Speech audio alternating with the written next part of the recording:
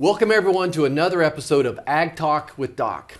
I'm here with one of my favorite people I've ever met on Capitol Hill, award-winning agriculture journalist, entrepreneur, and founder of Agri-Pulse Communications, Sara Wyant. Now most of you know Sara, but for those of you who don't, Sara started Agri-Pulse in 2004 to inform folks of the most up-to-date agriculture and food policy decisions being made here in DC and across the nation, and to examine how they will affect farmers, lobbyists, government, employees, educators, consultants, and concerned citizens. I can tell you I certainly enjoy reading and watching everything that Agri-Pulse puts out, and frankly, I learn something most every time I read an article from Agri-Pulse. I truly think Agri-Pulse is the most trusted, timely, in-demand, balanced publication in the ag industry. Sara, thank you for joining us and telling agriculture your story. Well, it's my pleasure, Senator Marshall. Thank you so much. Well, that's great. Well, let's get started here with some of our questions. Now, as I recall, you came from a farm in Iowa, is that right? And multi-generational farm. Take us from that farm to Agri-Pulse and kind of start talking. What was your vision when you started Agri-Pulse? Well, so you're correct, and I actually purchased that farm when my mom passed away 3 years ago, so it's still in the family, eastern Iowa, about 350 acres, so it's not really large, but it is something that I'm very, very proud that we've had a century farm. It continues in the Wyant family. But growing up on that diversified crop and livestock farm, you learn the value of hard work, as many as you know, and you also learn about the possibilities of things. And my dad was very influential in terms of the importance of reading and understanding what was happening in the political world. I can remember even in elementary school, we were getting the Wall Street Journal on our farm and reading about what was happening all around the country and the world. And I became interested in writing. And from that time forward, I knew I wanted to write and go into journalism, and also to have an opportunity just to tell agriculture's story. And so I did that through almost all of my career. I went to Iowa State University, graduated in journalism and political science. Started out with one of the state farm magazines. You're probably familiar with Kansas Farmer, Sure. But it's part of a bigger group called the Farm Progress Group, and I worked for 4 of those magazines, traveling Iowa, Illinois, Indiana, and Wisconsin. But it was during 1980, and you know what happened during that decade. Interest rates. Yeah. And so many farmers were failing, and there were suicides, there were marital problems. I mean, people were having trouble keeping not only the farm together, but the farm family together. And that really spurred my interest in launching Agri-Pulse the first time. It came out as a print product, and it was delivered every 2 weeks. So I actually had to take it to the printer, then pick it up and take it to the post office, and people would get it sometime a week or so later. Fast forward from that time in 2004, I was able to relaunch Agri-Pulse after spending some more time in Farm Progress, and actually found that I could start as a digital publication, and borrowed $5,000 from a friend and launched in 2004, started publishing a subscription-only product. So when people were subscribing, they were putting their own skin in the game in our future, and that's how it started, just with me in my house, and recruited my son to help with some of the accounting, and had a part-time assistant later on, and now here we are, you know, the biggest ag-focused publication in Washington, D.C. Wow. You know, when I think about Sara Wyant, I think about being a professional journalism. And, you know, I have no idea if you lean left or right, nor do you need to answer that question today. But how do you maintain that professionalism, that you're here to tell the story and not the Republican or a Democrat's slant? How do you maintain that in your office? Well, we really try to reach out to both sides on every story we do, whether it's a pro-environment or an anti-environment, whether it's Republican, Democrat. We try to see that we have representation of both sides of a topic, and a big part of that is our brand promise to people is balanced reporting and trusted insights. And if I see a story that's coming through our filters of our editing process and I don't think it's got enough balance, we'll pull it. And that's your job, is, I mean, you get the final say, it sounds like. Yes. Okay. Telling the story of agriculture is so important. Why do you think it's important, and how can agriculture better tell their story? Well, I think it starts with the individual conversation that you can have with so many people. And if you eat, there should be an interest in agriculture, right? So it can start there, but we really need to, especially during what we've been through with COVID and all this time of threats to our national security, to have everyone understand that food production is a complicated process and it takes a lot of work and there's a lot of different steps. And if you follow along with that and help people understand how things start on a farm and get into the grocery store, it doesn't just pop up there and, magically go into your shopping cart. It does take a lot of work to get from the farm to the fork. And I think the more that people can tell that story, then people will start to understand, hey, farmers are important, not only to me as a consumer, but to me as a citizen of this great country, because we need to have a steady, reliable food supply. One of the things I think of is growing up on our family farm, there was probably a nickel's worth of wheat and a loaf of bread. And today maybe they're 6 or 7 cents. But I think that's what we have to keep sharing with people, that we have this reliable, affordable, safe food for this entire nation, and sometimes we're taken for granted. Absolutely. I mean, the USDA has released some numbers on that, and it varies by product. Dairy farmers might get a little bit more of the food dollar than a wheat producer, but still, it's a very small part of the total food dollar. Let's think back through your career. Any memories of special people you interviewed, whether it was a president, a secretary of agriculture, any favorite stories that you'd like to share? Well, I've been blessed that when I launched my career professionally in 1980, I've interviewed every Secretary of Agriculture since that time, or had discussions with them, starting with Secretary John Block, who remains a good friend. And I think one of the best things about the ag community is that there really is like a family. You get to know people, whether they're working on the Hill, and then maybe they go to USDA and back and forth. And so it's hard to pinpoint any one individual, but oftentimes, the stories that we get to write about are really, really touching on the emotional level. And I can think about one of my early stories when I was at Wallace's Farmer, writing about a farmer who had gotten a farm ownership loan from what was then called the Farmers Home Administration. And after 3 years, they had pulled it, and he had nowhere to go. He had young family. I can remember that like it was yesterday, of going through everything with him. And he was kind enough and open enough. He shared all of his balance sheets and all of his information, financial information, with me, which is difficult for a lot of farmers to do. But he showed me what he was trying to do, and we couldn't understand why they had pulled his loan. Again, this is in the 1980s, so interest rates were high, but we were able to keep him on the farm just a little bit longer after exposing some of what he was going through. Wow, okay. There's so many stories in agriculture right now. Do you have one that you think should be the priority? What is the story agriculture should be sharing now? Or maybe what's most important to America, however you want to take that? Well, I think there's a lot of excitement around the work that you're doing with Food as Medicine.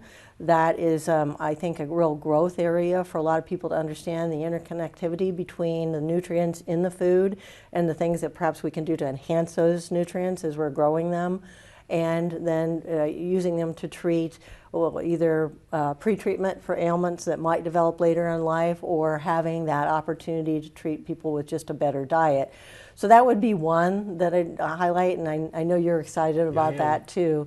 But I think the whole investment around climate is very exciting, not just because agriculture can play a role in addressing climate change as part of the solution, but the dollars that are going into that are making seeds better, excuse me, seeds better and more resilient. We talk about the need to be sustainable.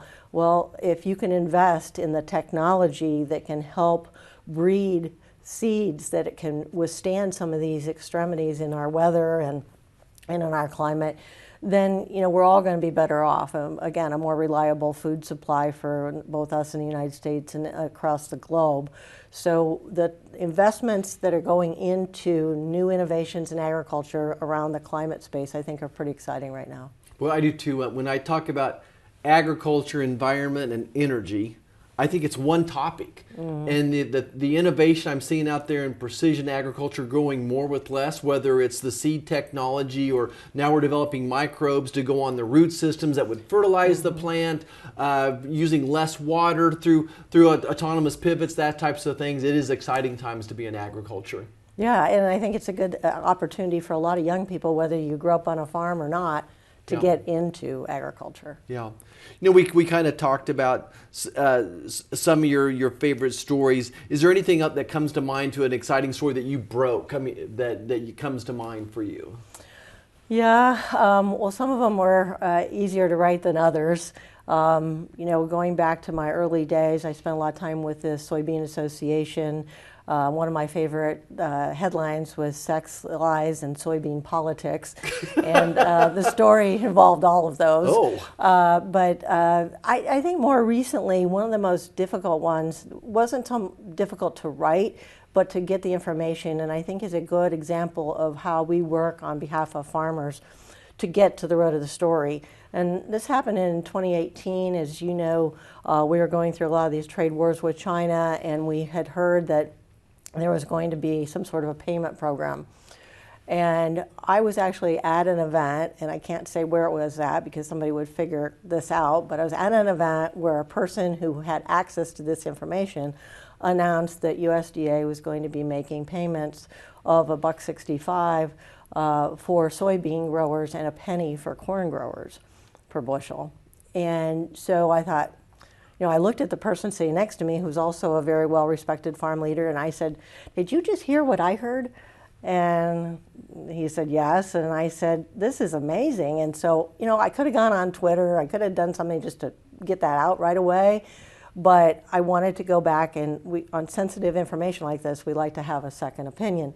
So I had Bill Thompson, our trade editor, walk down to the Office of Communications at USDA and said, "Sarah's got two numbers, she'd like you to verify them."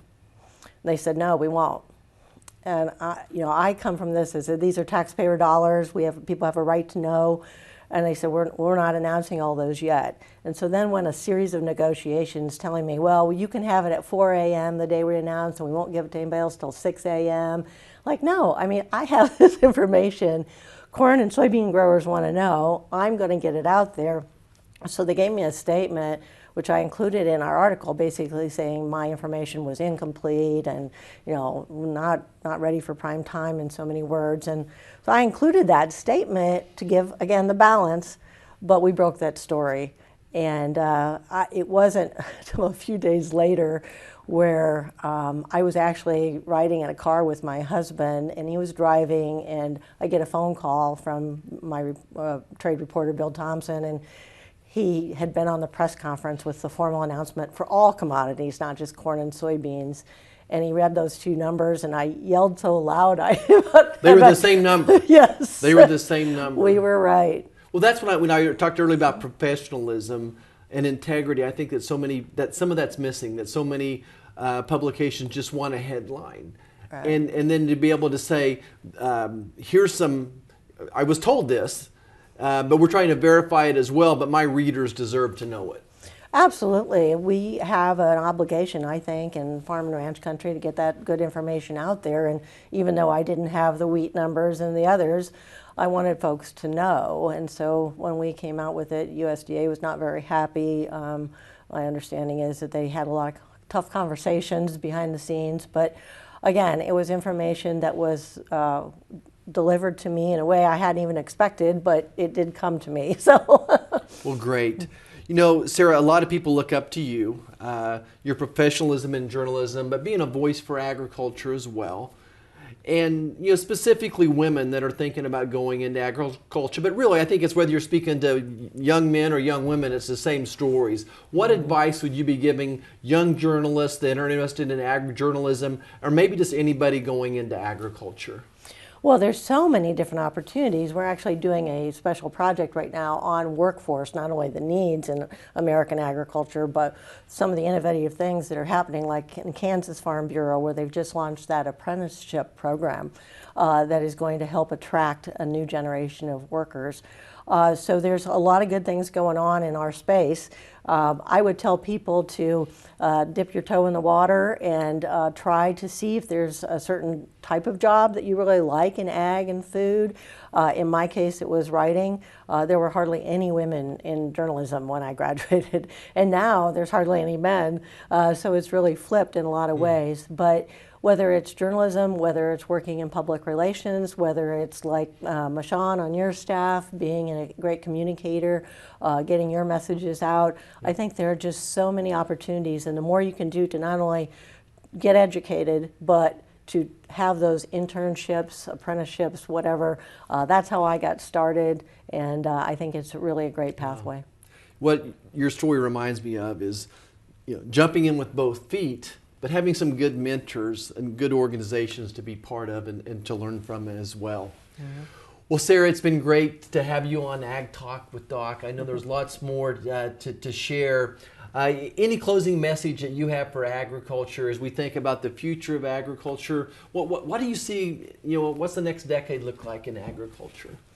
Well, I really appreciate you having me on your show. I've just followed your career, as you know, since you came to Congress. And I think that the more we can do to make sure more people are educated about agriculture, especially on the policy side, the more informed you can be, the better you can be an advocate and share agriculture's story. And that's what we try to do every day, provide good information so that people can make the best decisions possible. And I just like to, encourage anybody that is out there to get educated as much as you possibly can about the issues, because we've got, as you know, a farm bill coming up. We've got all these other challenges in terms of global food security, especially with the war in Ukraine. And we just have an American public that really deserves to have the best food supply in the country, in the world. And we want to do everything we can to make that possible. Well, Sara, I certainly try to make every part of my day to wake up and see what's on Agri-Pulse, just in case my staff didn't tell me yesterday what's going on in the ag world, and every once in a while you're a step ahead of us. So we appreciate Agri-Pulse, and we appreciate your commitment to professional journalism, and just thank you for being this voice for agriculture. And with that, I think we'll close it down. Thanks everybody for joining us with another Ag Talk with Doc.